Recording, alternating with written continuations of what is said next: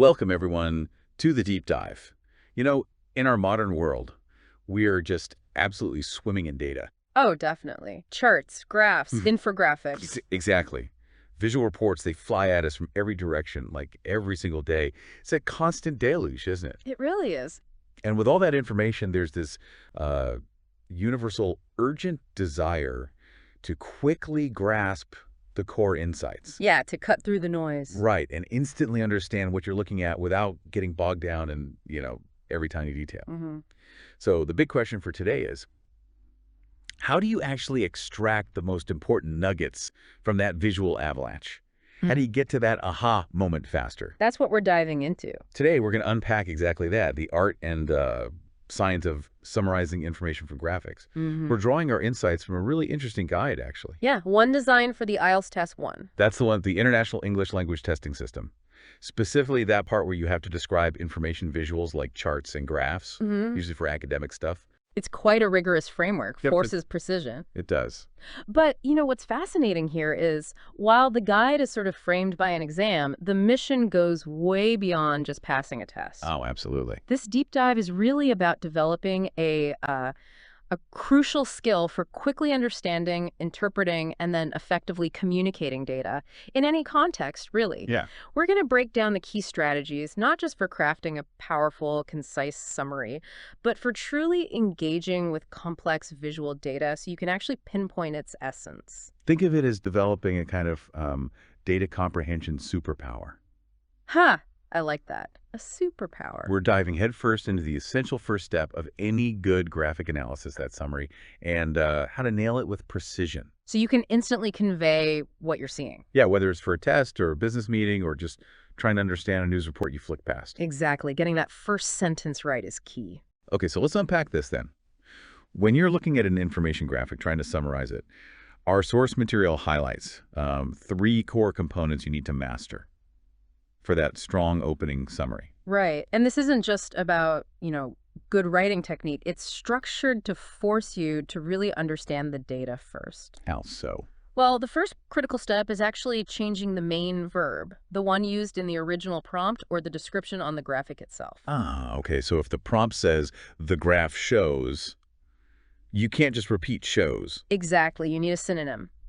And look, this isn't just playing with words. It actually forces you to process the information actively. You have to choose a word that precisely reflects what the graphic does. Okay, that makes sense. And this is where it gets really practical.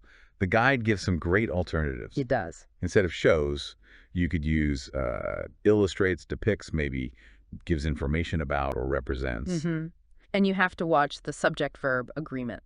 Right. That seems small, but it's critical for clarity, isn't it? If it's the charts, plural, then it's illustrate or depict, plural. Precisely.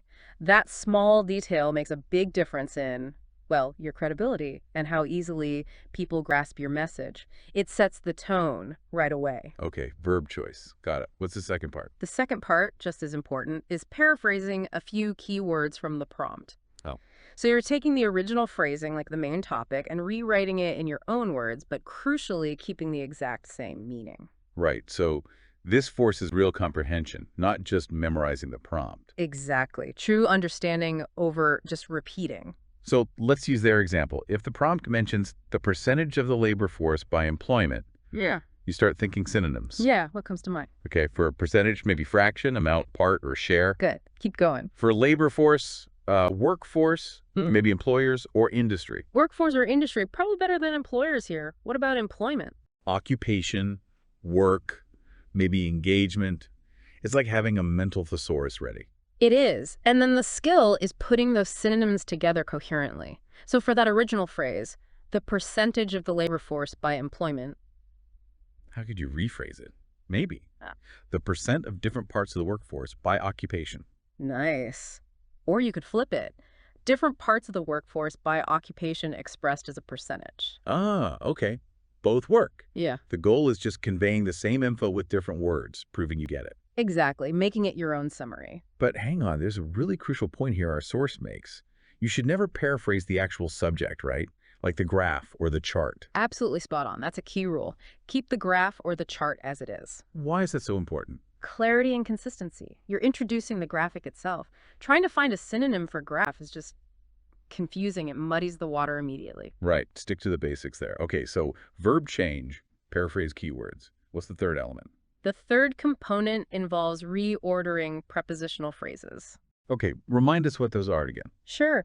They're those little groups of words starting with a preposition like of, in, by, between.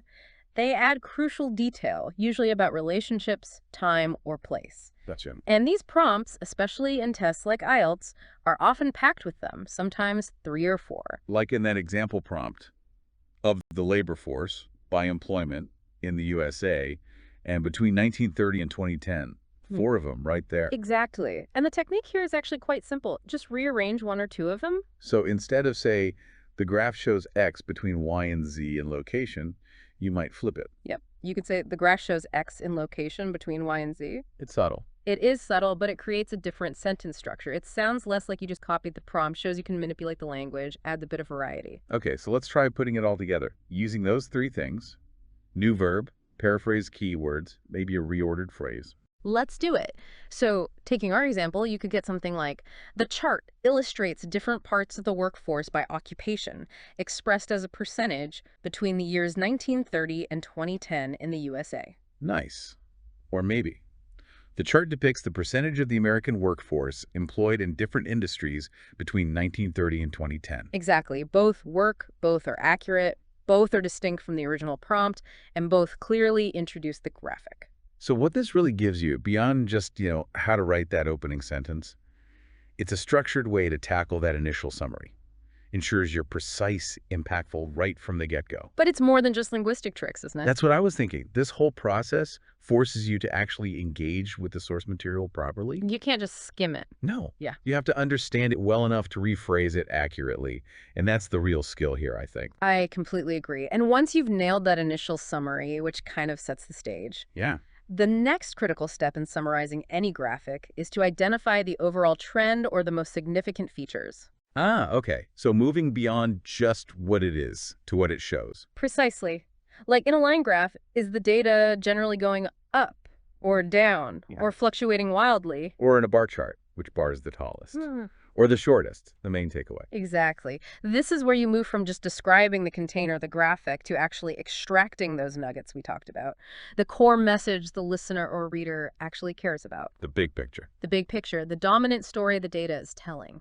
That makes so much sense. It's like, okay, first you introduce the play and the setting, and then you tell us the main plot point. Good analogy. And I'm guessing you don't just list every single number you see, right? You have to be selective. Oh, absolutely not. Selectivity is key. When you summarize effectively, you're not reporting every single piece of data. That would defeat the purpose. So what do you highlight? You highlight the most important figures that support that main trend you identified, or maybe the key comparisons. Like the starting point and the ending point on a line graph. Could be. Or a significant peak, or a low point, a trough. Or perhaps the most dramatic difference between 2 categories on a bar chart. Okay. The real art is in selecting only the data that genuinely adds value and reinforces your main insights.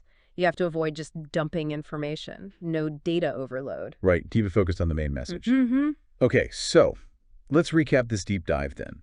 We've basically outlined a structured approach to summarizing visual info. And it's useful way beyond just an exam, really. Definitely. It's about building that robust understanding first. So remember those 3 key elements for kicking off your summary. Strategic verb choice. Precise paraphrasing of key terms. And that thoughtful reordering of prepositional phrases, just to make it your own accurate sentence. And then beyond that opening. Right, beyond that, identify the main trends, the big picture story, and then be selective.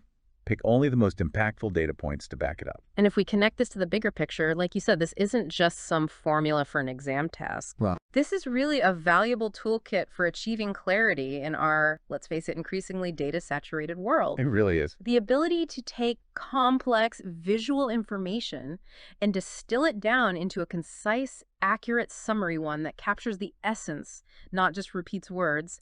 That's a seriously powerful skill. Yeah, it transcends any single test or task. Yeah. It just makes you a more informed, more articulate communicator all around. Mm-hmm. And think about it in your daily life. How many times do you stumble across a graph or a chart, maybe a visual report at work, or even just scrolling online? And you wish you could just instantly get it. Exactly. Instantly grasp its essence.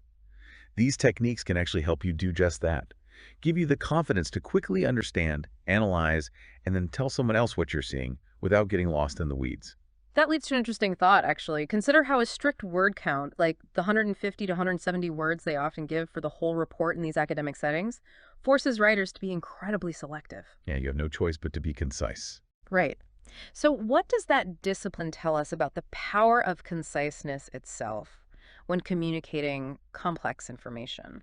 Hmm, good question. And maybe how might that apply to other areas of your life where you need to be both really clear and efficient? Crafting an important email, giving a quick presentation update, anywhere clarity and brevity matter. That's a really great thought to leave everyone with. How does that enforced conciseness shape the message? Something to ponder. Definitely. Well, thank you for joining us on this deep dive today. My pleasure. And we really encourage you listening to maybe start applying some of these summarization techniques. Try them out on the next chart or graph you see. Make that data work for you, not against you.